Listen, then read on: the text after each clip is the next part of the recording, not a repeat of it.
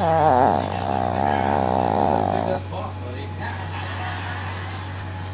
Someone wasted $5 pop on a Charles Spring. I understand. You always get free refills, right? They don't push it or they don't shove it. They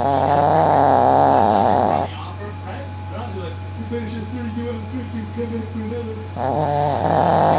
Like 6 ounces. I have to piss in high. Yeah? That's a lot.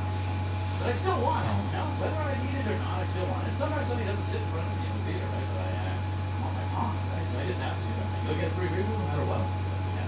Just take the lid off and huck it on. Ha! They charged me $5 for 50-cent pop, loser. Now get all that ice. Right? You feel better doing that, right? Because for whatever reason, I'm going to theater since I was a little kid, and prices just keep getting higher and higher, right? I don't feel like I'm getting my value now. It's really expensive to go to movies.